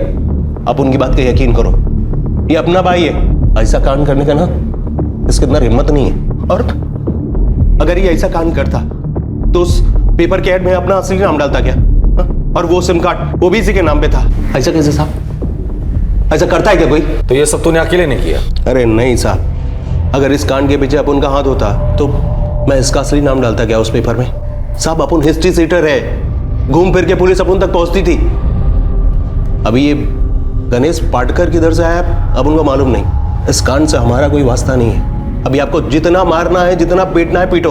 हो सकते तो वो चार्जशीट होता ना हम लोग के नाम पे फाड़ दो, लेकिन बार बार साहब अपन एक ही बात बोलेगा कि हम दोनों को उस पे फंसाया जा रहा है। साहब मैं पिछले 2 साल से मजबूरी में पिज्जा डिलीवरी का काम कर रहा हूँ। भाई जैसा नहीं बनना था मेरे को। सरकारी नौकरी का एग्जाम भी दिया मैंने, पर अभी सब पानी में, सब बर्बाद हो गया। सब क्रिमिनल का भाई हूँ साहब मैं। एक नौकरी लेने के लिए ना बहुत पापड़ पेलने पड़ते हैं। मैं अच्छा खासा अपनी नौकरी कर रहा था, अभी कोई नौकरी नहीं देगा मेरे को। माथे पे लिख दिया आपने मेरे, क्रिमिनल का भाई क्रिमिनल।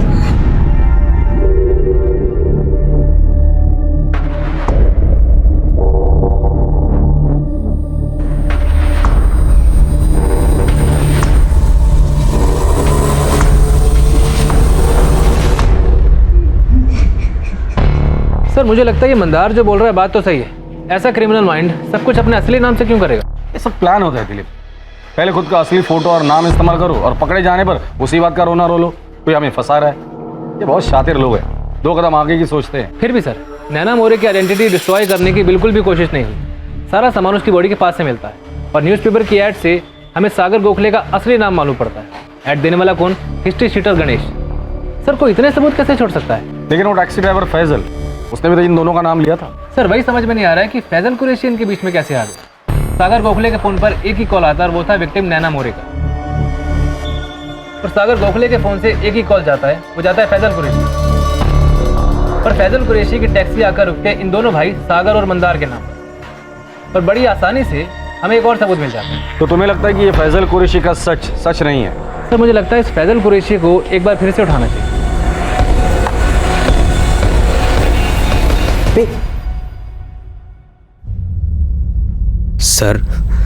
सर बताएंगे कुछ? मुझे फिर से क्यों बुलाया है? मैंने तो सब बता दिया था सर। फैजल जो दो लोगों के नाम तूने बताए थे, मंदार गोखले और सागर गोखले ही थे। तुम्हें सिर्फ सच बोलना है, जो तुमने पहले भी बोला था वही सच दोबारा से बोल, चाय पी और निकल जा। और अगर झूठ बोला, मतलब अगर पहले भी कभी बोला होगा, तो फिर वो हाल। चाय पी। अरे बाबा पी ले, कुछ मिलाया नहीं है उसमें। वैसे वो दो लोग मंदार और सागर ही थे ना? या इस बार नाम बदल गए हैं? नाखून मत का फैजल, वो हम खींच के निकालेंगे। गलती हो गई साहब, गलती हो गई, मुझे माफ कर दो साहब। मैं तो वो दो लोग मंदार और सागर नहीं थे? नहीं साहब, मुझे बस बोला गया था ऐसा बोलने के लिए। ध्यान से देख और इसको अपनी खोपड़ी में डाल। ये मंदार है और ये उसका छोटा भाई सागर, ये भी साथ में था। नाम और शक्ल याद रहेगी ना? और पुलिस भी तुझे यही फोटो दिखाएगी। और ये दो लोग कौन थे?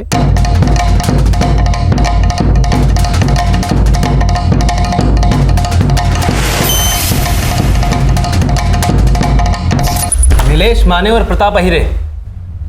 सर ये दोनों तो मंदार के साथ जेल में थे। गलती हो गई साहब, पैसे का लालच दिया था उन लोगों ने, 4000 रुपये दिए थे, लेकिन मैंने नैना को कुछ नहीं किया साहब। वही लोग बॉडी लेकर आए थे।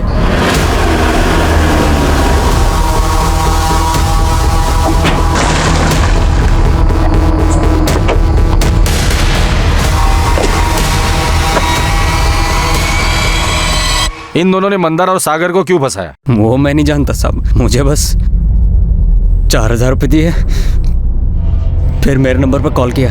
उसके बाद इन्होंने उधर कचरे के पास बॉडी फेंकी और सागर और मंदार का नाम लेने को बोला।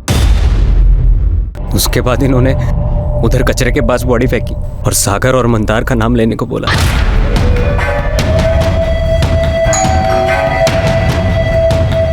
यस सर मैं नैना मोरे, आपसे फ़ोन पर बात हुई थी सर। हाँ नैना, या प्लीज कम इन। 10th और 12th की मार्कशीट के साथ फर्स्ट ईयर और सेकेंड ईयर की भी मार्कशीट्स हैं। गुड। नमस्ते साहब। नमस्ते साहब। नमस्ते साहब, हमने सुना है मंदार को आपने पकड़ लिया। हाँ, प्लान कामयाब रहा। फैजल ने भी वही बोला जो तुम दोनों ने उसे सिखाया था, और यहीं पर प्लान गड़बड़ा गया।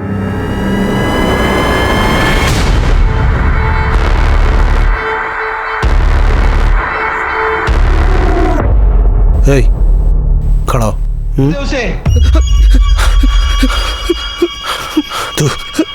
तू बचाएगा ऐसे ही? छोड़ चल साला चुप हो जाओ।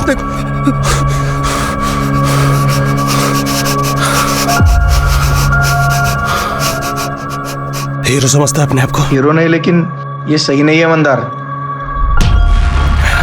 अब तेरे को दिखाता हूँ सही क्या है और गलत क्या है।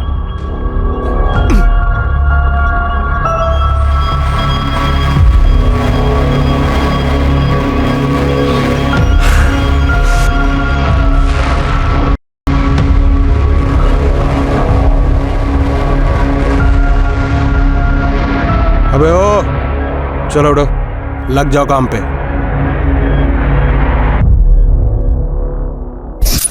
उसने जो हमसे करवाया ना साहब, वो बस हम ही जानते हैं। वो करता था वो अलग, और पुलिस भी हमारी बात नहीं सुनती थी साहब। मंदार जब बेल की सुनवाई के लिए गया तो मैंने पावस्कर भाऊ को बोला कि हमारी सेल बदल डालो। तुम दोनों यहाँ होटल में रहने के लिए आए क्या?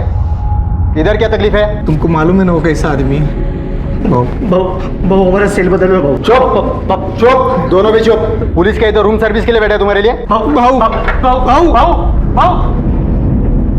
सबक सिखाना चाहते थे साहब हम उसको।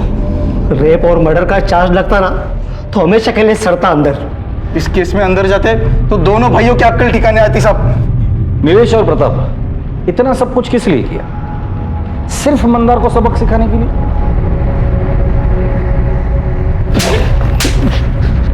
और वो लड़की नैना मोरे बेचारी ऐसी फंस गई तुम लोगों की नौकरी की ऐड के चक्कर में।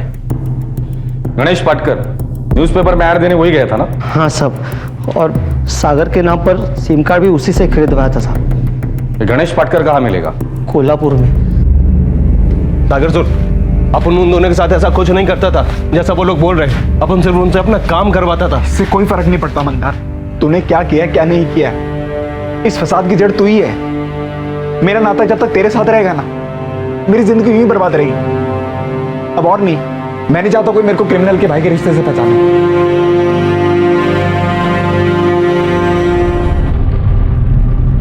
पुलिस ने गणेश पाटकर को भी पकड़ लिया।